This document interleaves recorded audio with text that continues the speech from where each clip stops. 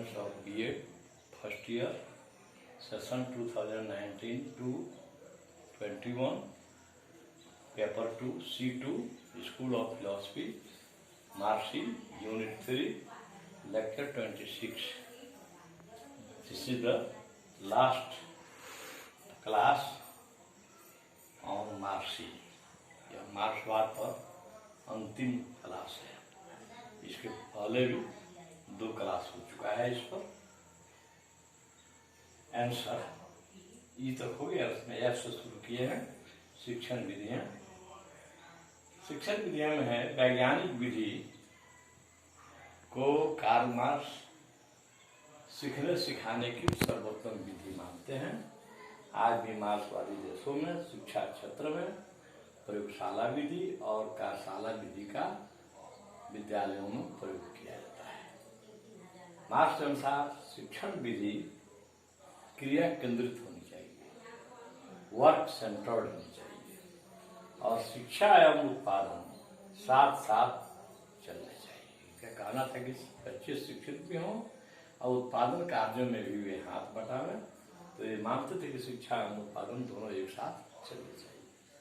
इनके अनुसार 9 से 12 वर्ष के बच्चों के लिए 2 घंटे प्रतिदिन किसी व्यावसायिक अथवा उत्पादन केंद्र पर कार्य करने की व्यवस्था होनी चाहिए।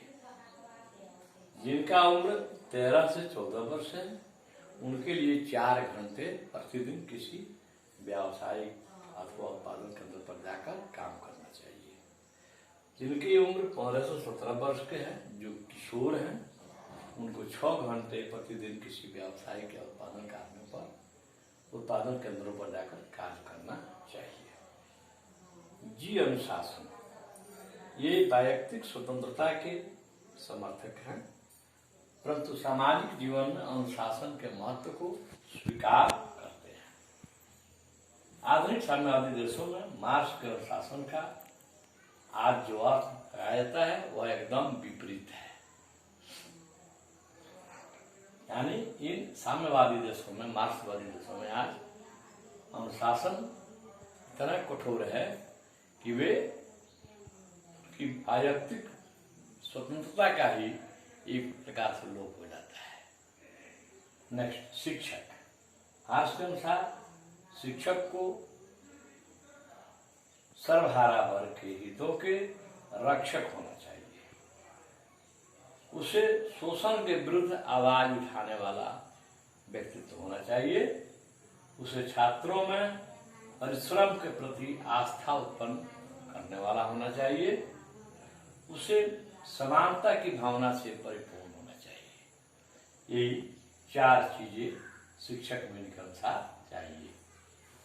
वह समानता मूलक स्वभाव वाला हो, वह सर्वहारा वर्ग के हितों के रक्षक हो, वह शोषण के विरुद्ध आवाज उठाने वाला हो और परिश्रम के प्रति आस्था उत्पन्न करना छात्रों में उसका कर्तव्य हो। अब आइए शिक्षार्थी। मार्क्स के अनुसार शिक्षार्थी को शरीर से स्वस्थ होना चाहिए, जिसके लिए व्यायाम करना, परिश्रम करना, शारीरिक रूप से परिश्रम करना आवश्यक है।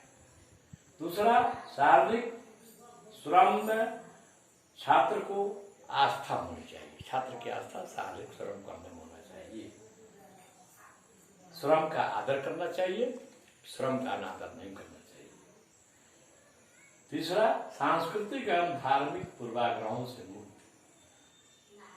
इसमें क्या है कि हमारे जो सामाजिक जो संस्कृतियां हैं उसमें बहुत कुछ घिसी पिटी संस्कृतियां हैं, उसमें बहुत कुछ धार्मिक पूर्वाग्रह हैं।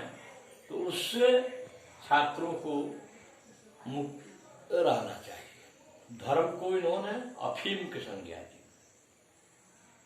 अफीम, जिस तरह से किसी को अफीम खिला करके और उसकी मति जो है, उसकी बुद्धि कुछ देर के लिए उसको जो है कुंठित कर दिया जाता है, उसी प्रकार धर्म के ठेकेदार लोग जो हैं वे व्यक्ति को धर्म की घूंट पिलाकर उसको अपने मूल उद्देश्य से अलग करते हैं।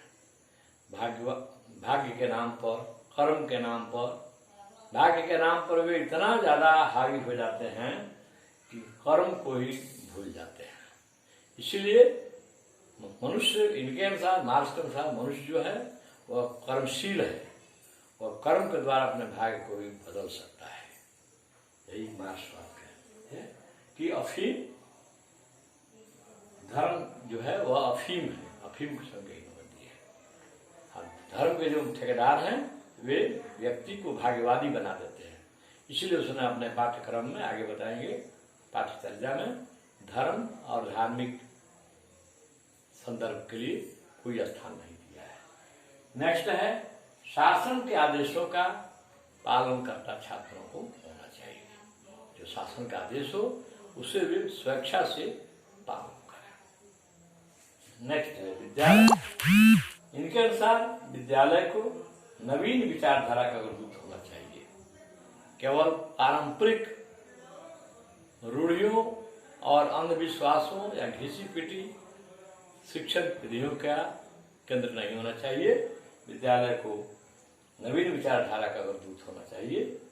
दूसरा है विद्यालय में व्यावसायिक एवं औद्योगिक शिक्षा का केंद्र होना चाहिए, है ना।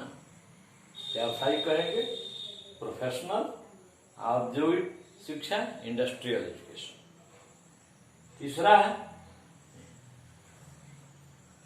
इसमें है प्रयोगशालाओं एवं कार्यशालाओं से युक्त विद्यालय होना चाहिए। विद्यालय में केवल शिक्षण कार्य नहीं हो बल्कि उससे अलग हटकर विद्यालयों में उससे अलग हट करके प्रयोगशाला एवं कार्यशाला, प्रयोगशाला में बच्चे जाकर प्रयोग करेंगे, प्रयोग करने से वे निष्कर्ष पर पहुंचेंगे, सत्य की कसौटी पर खड़े उतरेंगे। कार्यशाला में काम करने से उत्पादन भी बढ़ेगा देश का और उनका जो है शारीरिक रूप से वे स्वस्थ भी होंगे। अब है पाठ्यक्रम। पाठ्यक्रम जो है उसमें जो है उनको जो है 3 प्रकार के विषयों का कल हम लोग चर्चा किए थे। एक है बौद्धिक विषय, इसमें भाषा, साहित्य, गणित, विज्ञान इत्यादि की शिक्षा दी जानी चाहिए। गणित में अंकगणित। दूसरा है फिजिकल ट्रेनिंग, शारीरिक प्रशिक्षण। इसमें उनको जो है देना चाहिए व्यायाम, योग इत्यादि की शिक्षा दी जानी चाहिए। तीसरा है, एक हो गया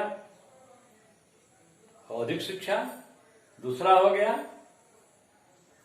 ये शारीरिक शिक्षा, और तीसरा है आपको पॉलिटेक्निक की जो शिक्षा है, जिसमें कृषि, विज्ञान इत्यादि की जो शिक्षाएं हैं इसको दी जानी चाहिए। पॉलिटेक्निक द्वारा नवीन ITI वगैरह इत्यादि की शिक्षा। शिक्षा के अन्य पक्ष में आता है जन शिक्षा, सार्वभौमिक शिक्षा पर इन्होंने प्रकाश डाला है।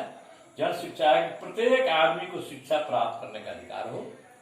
इसके लिए शिक्षा को निःशुल्क और अनिवार्य बनाना होगा।